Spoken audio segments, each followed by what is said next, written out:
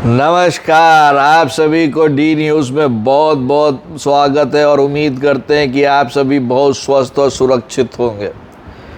आज हम लोगों का जो सुबह हुआ वो एक तरह से हैरानी, परेशानी और आश्चर्य के तरह हुआ, लेकिन सोनिया गांधी की एक बात याद आ गई जो उन्होंने कल बोला था कि इंतज़ार कीजिए। और जिस तरह से एक झटका लगा है एनडीए को यूपी में, बंगाल में, हरियाणा में, राजस्थान में और महाराष्ट्र में, वो देखने योग्य है। ऐसा झटका लगा है जो सीधा का सीधा कहिए तो 80 से 90 सीट का झटका लगा है। वो तो ऊपर वाले की कृपा है कि उनको तेलंगाना और उड़ीसा, ये जो दो राज्य हैं वो उनको थोड़ा सा बचा के रखे हैं। 305 2 और 5 सीट से घट के सीधे 60 सीट का नुकसान पर अभी चल रही है रुझानों के बेसिस पे।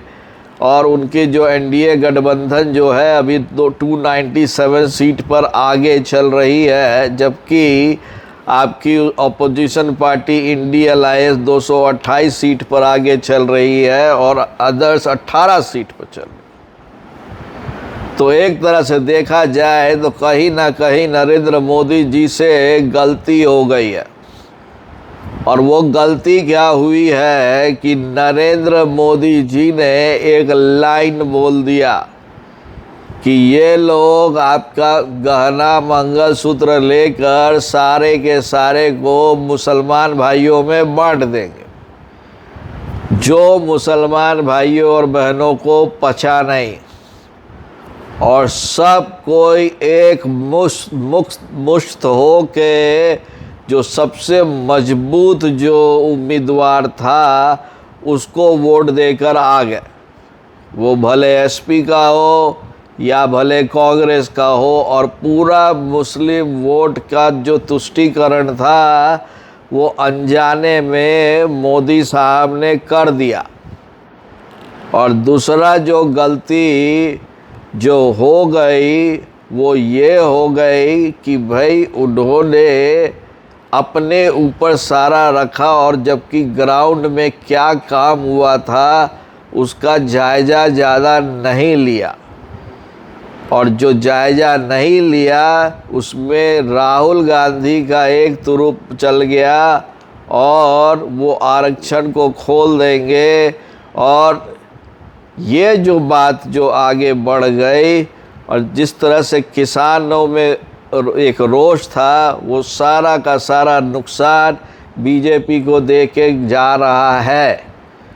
लेकिन अभी भी वो प्रधानमंत्री तो बनेंगे ही, लेकिन उनको अब ग्राउंड लेवल पे जाके, जेपी नड्डा साहब को ग्राउंड लेवल पर जाके अपनी पार्टी को तुरंत तंदुरुस्त करने की ज़रूरत है। नहीं तो ये जो 95 सीट ली हुई जो पार्टी है कांग्रेस पार्टी, उनके दिल में उमंग जग चुका है कि वो प्रधानमंत्री के सीट पर काबिज होंगे। लेकिन ये मानना चाहिए सभी को कि नरेंद्र मोदी साहब से ये एक ब्लंडर हुआ था, जिसके चलते सारे मुस्लिम वोट का तुष्टीकरण हुआ। एक मुश्त उनका वोट पड़ा, वो जम के इस गर्मी में निकल कर वोट किए, जबकि उसके अगेंस्ट हिंदू समाज निकल कर वोट नहीं किया उस तरह से, जिसके चलते आज समाजवादी पार्टी एक डोमिनेंट फोर्स है। अब देखना ये है कि आगे बीजेपी इसको किस तरह से कवर अप करती है। तब तक के लिए आप सभी से हम विदा चाहते हैं। यदि आपको मेरा तर्क ठीक लगा होगा तो ज़रूर कमेंट कीजिए, लाइक कीजिए, शेयर कीजिए और इस चैनल को सब्सक्राइब कीजिए। धन्यवाद।